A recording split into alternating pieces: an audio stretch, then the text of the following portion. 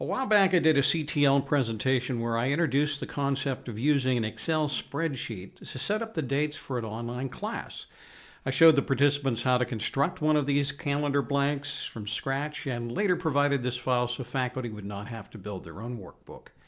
I started using a spreadsheet for my online classes as early as 2013 and have used one ever since. The workbook I'm going to show you has a number of worksheets for various situations, and you can use this workbook over and over again. And I suggest that you have one for every class that you teach.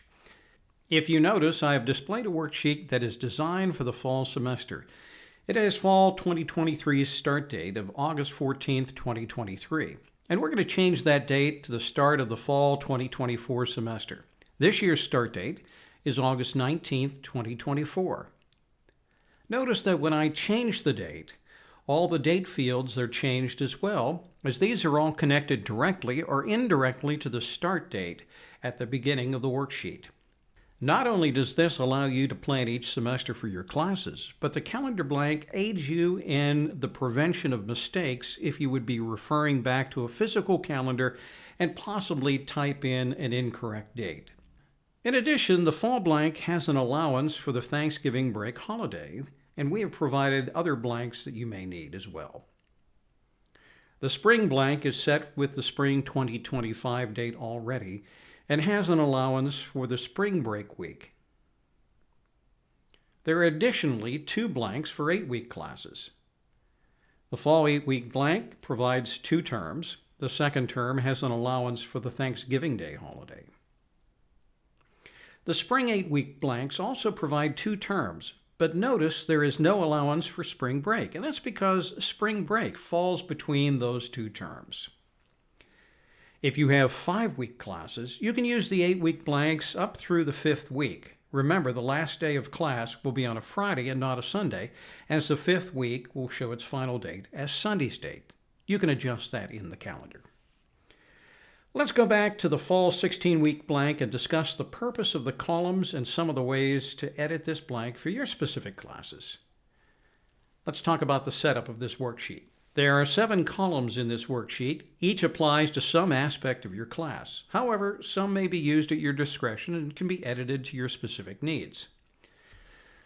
The first column is the week column, and this represents the specific week in the class and has an allowance for the Thanksgiving break. Adding the topic will aid you in setting up your modules as well as placing an abbreviated table into your syllabus. I'll add some placeholder topics here for demonstration purposes only. They won't show in the provided worksheet. The third column includes the start dates for each week. These are set for every Monday during the term. The fourth column is the open date column. If you would like your students to have access to the assignments and discussions to be made available in the preceding week, you can set release dates to allow these assessments to open early. I have this column set for 2 days before the start of the week where they are actually located. The dates listed are the previous Saturday.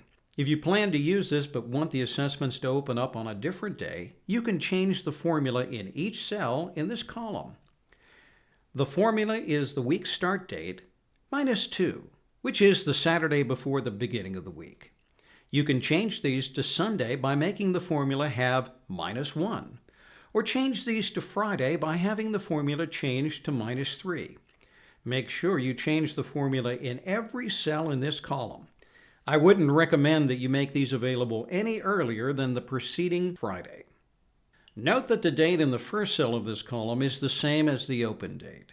This is because federal financial aid regulations require that all work must be completed during the specified term of the class. That means, while students may have access to the course a day or 2 prior to the term start date, they are not permitted to work ahead on assignments prior to the term's official start. Additionally, unless a student is fulfilling a requirement for an incomplete grade, no submissions may be made after the official end of the class. Column 5 is the date when the initial discussion is due. This is helpful in being able to look at this date to see if students have submitted their initial discussion post by the due date. It's pretty standard in online learning to have this set for Thursday of the week that it's due. Responses should be allowed through the end of the week. The formula is the week start date plus 3 for Thursday. If you desire to make this a Wednesday, you may change the formula in each cell to be plus 2. If you'd rather have this on a Friday, you can make the formula have plus 4. Make sure the formulas are changed in all the cells in this column. Column 6 is the end of the week when typically all assignments are due. This is set for Sunday. Since our online classes end on Friday of the last week of the class, the week ending date is set to Friday and not Sunday. The final column, which you may or may not want to use, is the late acceptance date for assignments. I typically don't include discussion responses in this, but sometimes students are late in submitting assignments due to a legitimate reason, usually not though. But I allow a grace period of 2 days with a reduction in points for 1 day late, and an additional reduction in points for 2 days late. Nothing can be submitted later than this. At one school where I teach online, they have a grace period of a week, and it's a 10% reduction in points regardless of when during the next 7 days an assignment is posted. I believe that's overly generous. If you do not allow late assignments, just ignore this column. But if you do, and you want to give either more or less time for late submissions, you can edit the cells in this column. It's currently set for 2 days late or Tuesday. The formula is the week start plus 8. If you want it to be 3 days, change the formula to plus 9. If you want it to be allowed through Friday, change the formula to plus 11. If you really want to be generous and allow a 7-day grace period, the formula should have plus 13. To use the calendar in your syllabus, first open the file or blank file in MS Word. Hit Enter twice in your Word document to create 2 lines. This will give you some headroom in the document. If you don't do this, and it's at the top of the page, you won't be able to type anything before this particular table. Return to Excel and create a new worksheet by clicking plus. Right-click on the new worksheet and choose Move or Copy. Select Move to the end. Return to the worksheet you've edited and highlight the entire table. Type Ctrl-C and copy the table. You could copy the entire worksheet. However, we only want the values, and if you copy the entire worksheet, you'll get the formulas as well. Go to the new worksheet. Place your cursor in one of the cells, right-click, and Paste Special. Under Paste Values, choose the third option in this section, Values and Source Formatting. If you notice that the cells with dates have only the date listed and no formula. You'll notice that all cells are the same size. Place your cursor on the right border of each cell in the cell headers. You'll notice what looks like crosshairs. Click twice and enlarge each column.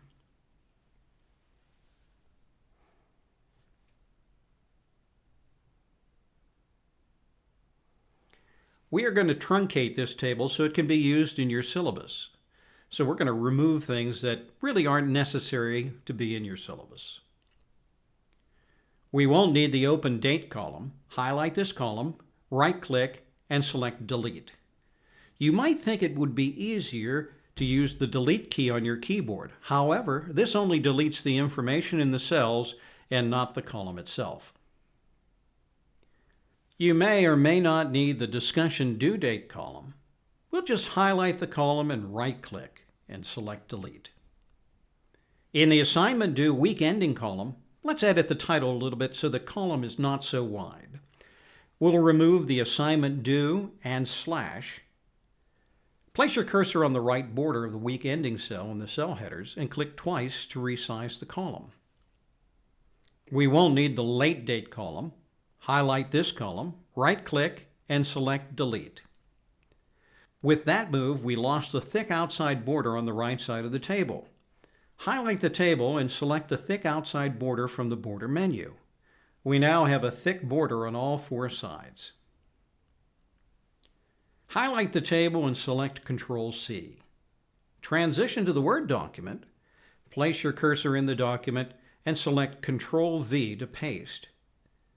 Our table is now pasted into the document. Notice that Week 10's topic is word wrapped into 2 lines. Place your cursor on the right border of the topic column. Click and slide your mouse to the right. To center the table, place your cursor in the table, and then you'll notice the crosshairs at the top left corner. Click on the crosshair, select Center. Now you have a table that gives pertinent information to your students.